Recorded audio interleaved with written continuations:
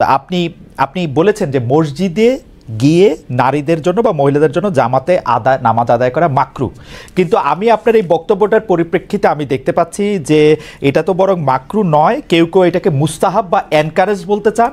অনেকে উদাহরণ দিচ্ছেন আয়েশা যিনি প্রফেটের স্ত্রী ছিলেন, রাদিয়াল্লাহু আনহা, হ্যাঁ আয়েশা রাদিয়াল্লাহু আনহা, উনি ইমামতি করে মেয়েদের নামাজ পড়িয়েছেন এবং যে জায়গায় আপনি এটা মুকরু বলছেন ওই জায়গায় কেউ মুস্তাহাব বলতে গিয়ে আপনার বক্তব্যের বিরোধিতা করছেন। এটা নিয়ে আপনি যদি আমাদের একটু বলেন। এটা আমি চ্যালেঞ্জ করছি, ওপেন চ্যালেঞ্জ। আম্মা জান আয়েশা রাদিয়াল্লাহু তাআলা আনহা কখনো ইমামতি করেননি, বরং জাকওয়ান ইমামতি করেছিল, পিছনে তিনি নামাজ পড়েছিলেন। সেটা ফরজ নামাজ ছিল না, তারাবিহের নামাজ। আপনাকে যে তথ্য দিয়েছে সে ভুল তথ্য দিয়েছে। ওকে, সেটা মেয়েদের নামাজ পড়াটা মুস্তাহাব কিনা? হ্যাঁ, এক। দ্বিতীয় হচ্ছে আল্লাহর হাবিব সাল্লাল্লাহু আলাইহি ওয়াসাল্লামের নূরের জামানায় মসজিদ নববীতে মহিলাদেরকে অ্যালাউ করা হতো, তারা নামাজে আসতেন। কিন্তু আল্লাহর হাবিব সাল্লাল্লাহু আলাইহি ওয়াসাল্লাম মহিলাদেরকে নিরুৎসাহিত করেছিলেন, নিষেধ করেন নাই। কারণ মহিলাদেরও দিন শেখা বাকি ছিল এবং আল্লাহ হাবিব সাল্লাল্লাহু আলাইহি ওয়াসাল্লামের কাছে ওহী আসতো, সেজন্য মহিলাদের নিষেধ করা হতো না, তারা মসজিদে আসতেন। হযরত ওমর রাদিয়াল্লাহু তাআলা আনহু তার খেলাফতের সময় বলেছেন মহিলাদের জন্য ঘরেই নামাজ পড়াটা উত্তম। তখন প্রচুর পরিমাণ সাহাবী উপস্থিত ছিলেন, তারা হযরত ওমরের এই কাজে কেউ বাধা দেননি। সেজন্য মহিলাদের মসজিদে আসাটা হারাম নয়, মাকরু বলা হয়েছে জামাতে আসা। কারণ আম্মাজান আয়েশা রাদিয়াল্লাহু তাআলা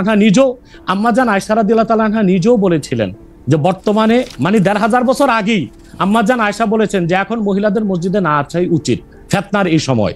তো ১৫০০ বছর আগে যদি ফিতনার আশঙ্কা করে আম্মাজান আয়েশা মসজিদ নববীতে মহিলাদের আসাটাকে নিরুৎসাহিত করে থাকেন, তাহলে হযরত ওমর রাদিয়াল্লাহু তাআলা আনহুর সিদ্ধান্তটা সঠিক ছিল।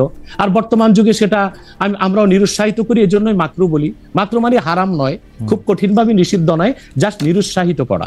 আপনি মাকরু ফতোয়াটা কোথায় পেলেন? আর আপনি যে বলছেন যে কোথায় পেলাম বলছি, আনহা এটা পড়েন নাই, কিন্তু আমি এখন যেটা দেখতে পাচ্ছি যে women praying in congregation among themselves, এটা মাদিনা বলে একটা পিরিয়ডিক্যালস বাইর হয় মাদিনা ইউনিভার্সিটি থেকে, সেইখান থেকে একজন বলতেছেন যে এটা পড়ছেন। আমি তো এটা সত্য বিচার করতে পারবো না। আয়েশা রাদিয়াল্লাহু তাআলা আনহা ইমামতি করেননি, তিনি জাকওয়ান ওনার খাদেমের পিছনে নামাজ পড়েছেন। ওকে, সেটা ফরজ নামাজ ছিল না, তারাবিহের নামাজ ছিল। জি, এটা বুখারী শরীফের হাদিস। আমাকে সময় দিলেন, বের করে দিব। আচ্ছা ঠিক আছে, আপনি কি এইটা একটু বলবেন যে মাকরুটা আপনি কোথায় পেলেন? এটা হানাফিদের সর্বসম্মত মত। হানাফিদের সর্বসম্মত মত যে মেয়েদের মসজিদে গিয়ে নামাজ পড়াটা মাকরু। জামাতে হজের সময় ওটা ভিন্ন বিষয়, ওইটা ভিন্ন বিষয়। ফরজ, হজটা ফরজ এবং সেখানে নামাজ আদায় করা, ওই সময় মেয়েরা জামাত আদায় করতেছে, ওইটা ওরা করতে পারবে, কিন্তু পরে আর এমনিতে নরমালি আর পারবে না।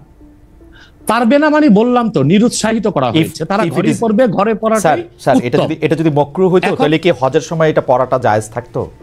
না, স্থানকাল ভেদে পার্থক্য আছে না। আপনি এখন তো আপনি আজকে আগামীকাল দুপুরে আপনি পানাহার করতে পারবেন, কিন্তু পহেলা রোজায় দুপুরে পানাহার করতে পারবেন, সেটা তো হারাম হয়ে যাবে না। স্থানকাল পাত্র বেশে হুকুমটা ভিন্ন হবে না? হবে, কিন্তু যেটা হজে পারমিটেড, যেটা হজের মাঠে পারমিটেড, সেটা আর পৃথিবীর কোথাও মাকরু হইতে পারে? হজটা কি? হজটা হচ্ছে কাবাগরে যেতে হবে, পুরুষকেও যেতে হবে, মহিলাকেও যেতে হবে, কাবাগর একটাই, সেজন্য সেখানে সেটা ছাড় আছে। কিন্তু মসজিদ পৃথিবীতে একটা না, মহিলারা ঘরে নামাজ পড়তে পারবে।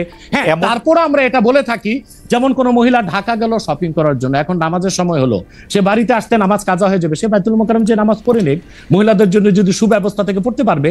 মাকরুটাকে আপনি খুব বড় করে দেখার প্রয়োজন নাই। এই যে আপনার মাথায় টুপি নাই, এটাও কিন্তু মাকরু স্যার, যেটা মাথায় বসাও মাকরু, রাইট। যেটা কিন্তু তাই বলে তো আপনাকে আমি গুনাহগার বলতে পারছি না, অসুবিধা নাই। স্যার, আমি যেটা বলতে চাইতেছি, এমন কোন কাজ কি আছে যেটা কাবাগারে করা যায়, অন্য যে কোনো জায়গায় আরেকটা মাকরু হিসেবে বিবেচিত হবে? আর কোন কাজ কি এরকম আছে? বোঝার জন্য জানতে চাইতেছি স্যার। হ্যাঁ, বোঝার জন্য বলতেছি। যেমন কাবাগরে উপস্থিত হলে ওযু অবস্থায় যেতে হবে, অন্য কোনো জায়গায় গেলে ওযু অবস্থা লাগবে না। কেউ যদি হজ করতে ইহরাম ভাবে, স্ত্রীর সহবাস তার জন্য হারাম যতদিন কাবাগরে। না, যেটা কাবাগরে করা যায় সেটা অন্য কোথাও হারাম আছে কিনা? কাবাগর, হ্যাঁ হারাম আছে। যেমন কাবাগর তোয়াফ করা হচ্ছে ফরজ, হজের একটা ফরজ, কিন্তু পৃথিবীর অন্য কোনো ঘর কোনো জায়গায় তোয়াফ করা যায় না, সেখানে যেটা যে অন্য জায়গায় যায় না। মানে যেহেতু কাবাগর তোয়াফ করা যায়, মানে কাবাগর শুধু তোয়াফের জায়গা, কাবাগর তোয়াফ করা ফরজ, কিন্তু পৃথিবীর অন্য কোনো মসজিদ বা আল্লাহর ওলির কোনো কবর বা মাজার তো তোয়াফ করা যাবে না, সেটা তো শিরক। আচ্ছা, তাহলে স্থানকাল পাত্র ভেদে এবং সময়ের ভিন্নতার কারণে হুকুম পরিবর্তন হয়। যেমন আমি আপনাকে একটা উদাহরণ দিয়েছি, আগামীকাল আপনাকে দুপুরে খেতে হবে, সেটা খাওয়া আপনার জন্য সওয়াবের কাজ। আল্লাহ বলেছেন কুলু ওয়াশরাবু, খাও পান করো, কিন্তু ঠিক পহেলা রোজার দিন দুপুরে আপনি খেতে পারবেন না, সেটা হারাম। অথবা মাকরুর বিষয়টাও স্থানকাল পাত্র ভেদে তো পরিবর্তন হবে। লাস্ট